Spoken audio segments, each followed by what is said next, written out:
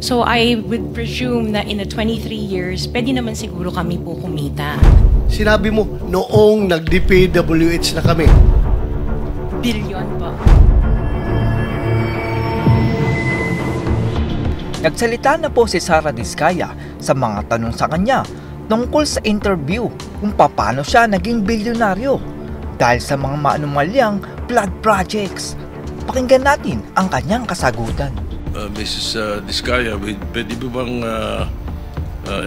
ibalita nyo sa amin, ikwento nyo sa amin yung napanood namin sa inyo sa television na sinasabi ninyo?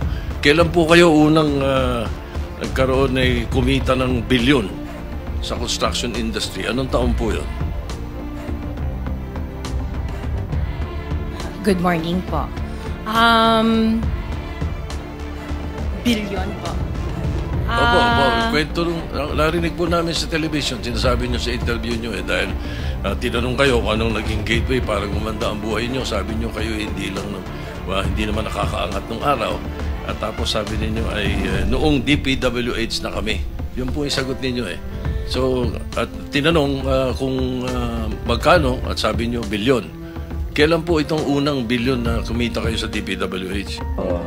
Ano yung naging parang gateway para gumanda ang buhay ninyo? Nung nag-DPWH kami. Ayan, okay. For the knowledge of everyone, so St. Gerard, Alpha and Omega, we have been in the construction business for 23 years. So I would presume that in the 23 years, pwede naman siguro kami po kumita. Yung billion, when I said DPWH, because prior to that, we were in local government. So ang hirap makasingil sa local government. They spliced the video that was taken of me and just mentioned the DPWH. So, contractor na po kami for 23 years. So you're saying that the television station and the persons interviewing you edited your answers? I think so, sir, kasi I did mention that I was doing local government as well as private po. Yeah, if I may, with the permission of the chairman, Senator President Ma'am Sara, ano ba naging trabaho niyo bago kayo pumasok sa mga kontrata sa gobyerno?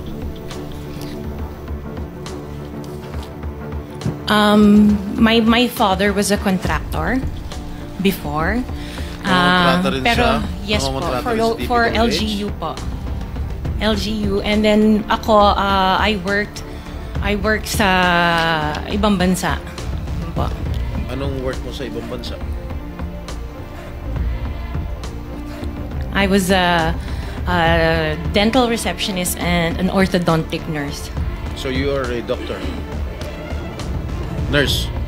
No po. Yung asawa mo, anong trabaho?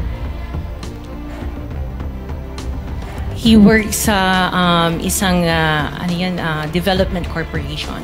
And him and his brother were parang private contractors sa subdivision namin. Paano kayo, how were you enticed to join the mga kontrata sa DPWH? Who influenced you? Wala naman po. Nakita namin on PhilJeps na may mga projects na pwede palang mag-join.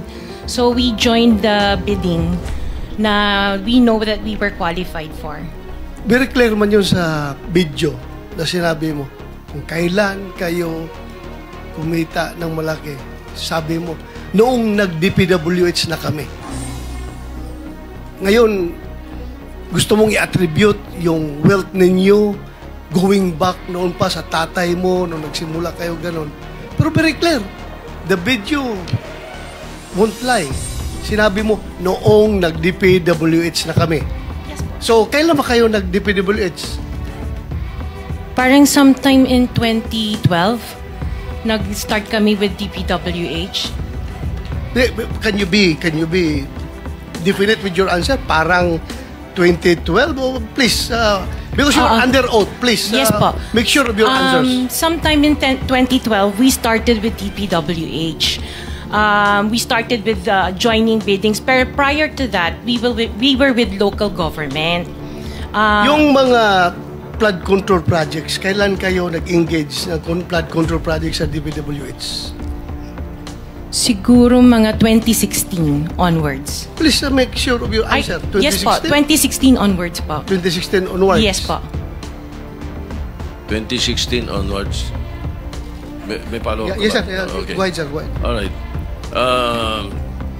Kasi based on your... Una sa lahat, would like to clear the reason that we're asking you this, and centering on you at the start. Ganon din ang gagawin namin takbo doon sa ibang mga kontratista rito na naibitin natin na nasa top 15 ng presidente. Nasa top 15 ng presidente, may mga flood control projects, mayroong guni-guni, mayroong ghost, mayroong nagawa, may nagawang palpak, okay, may nagawang tama. Ngayon, tapos marinig namin yung kwento sa television na tungkol doon sa sinasabi nyo na napakarami ninyong kinita at ika nga sa DPWH to 2016 kayo nag-umpisa sa DPWH.